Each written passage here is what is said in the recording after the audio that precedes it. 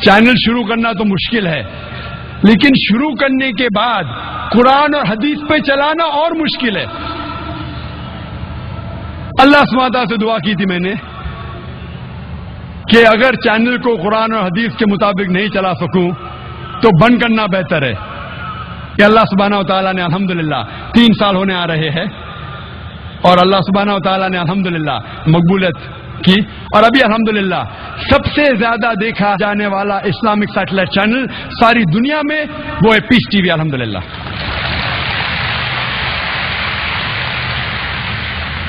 جولائی تک کے 3-4 مہینے تک کے ساری دنیا میں تھا، صرف ساؤتھ امریکہ میں نہیں تھا، کیونکہ ساؤتھ امریکہ میں انگریزی جاننے والے بہت کم ہیں، اردو جاننے والے نہیں کے برابر ہے، لیکن پھر بھی اللہ کی مدد سے ہم نے اس علاقے کو بھی کور کیا، اور آج ہم سارے دنیا میں جو بھی انسان چاہتا ہے اگر ڈش لگائے گا تو اس چینل کو دیکھ سکتا ہے۔ اور الحمدللہ ثم الحمدللہ سب سے زیادہ دیکھے جانے والا چینل، اسلامک چینل آج کے تاریخ میں ہے پیس ٹی وی۔ ہمیں کئی کمپلینٹس آئے جو اردو نہیں جانتے، کہنے لگے یہ اردو میں کیا بیچ میں تقریر آتی ہے، ہمیں سمجھتا نہیں، یہ اردو کو نکال دو۔ اردو جاننے والے کہنے لگے یہ کیا انگریزی میں بیچ میں آتا ہے، ہم انگریزی نہیں جانتے، انگریزی کو نکالو۔ ہم دونوں کے بیچ میں پس گئے۔ چند لوگ ہیں جو اردو انگریزی جانتے وہ خوش تھے۔ اس تقریر کے، دبئی کے تقریر کے بعد 3 مہینے بعد پیس ٹی وی وجود میں آیا، اور ہم اللہ سے دعا کرتے انشاءاللہ اس تقریر کے بعد انشاءاللہ 6 یا 8 مہینے بعد مئی، جون یا جولائی میں 2009 میں انشاءاللہ ایک نیا چینل پیس ٹی وی اردو انشاءاللہ وجود میں آئے گا۔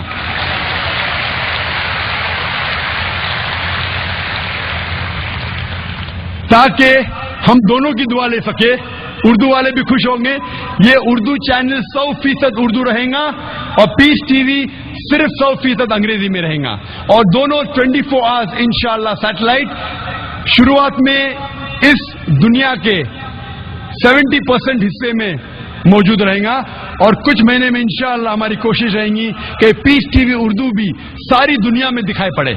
چاہے امریکہ ہو، چاہے یو کے ہو، چاہے آسٹریلیا ہو۔ اور میں اللہ سبحانہ تعالیٰ سے دعا کرتا ہوں کہ جو بھی ہماری چھوٹی سی کوشش ہے، اس چھوٹی سی کوشش کو قبول فرمائیں، اور ہم ناچیز جو نہ عالم ہیں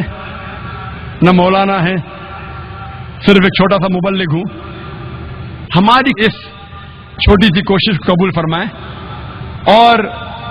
ماشاءاللہ لاکھوں لوگ موجود ہیں اس میدان میں، اور کروڑوں لوگ پیس ٹی وی پہ دیکھ رہے۔ میں چاہتا ہوں کہ یہ سارے لوگ دعا کریں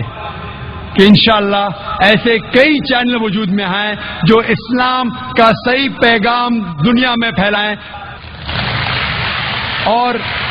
اس بات کے ساتھ میں تقریر کو ختم کرتا ہوں قرآن شریف کی اس آیت کے ساتھ جس سے میں نے تقریر کو شروع کیا تھا، سورہ اسراء کی سورہ نمبر 17 آیت نمبر 81 میں، جہاں اللہ تعالیٰ فرماتے وَقُلْ جَاءَ الْحَقُّ وَزَهَقَ الْبَاطِلُ إِنَّ الْبَاطِلَ كَانَ زَهُوقًا، کہو کہ حق آ چکا ہے اور باطل ختم ہو چکا ہے، اور باطل کو ختم ہونا ہی ہے۔ وآخر دعوانا الحمدللہ رب العالمین۔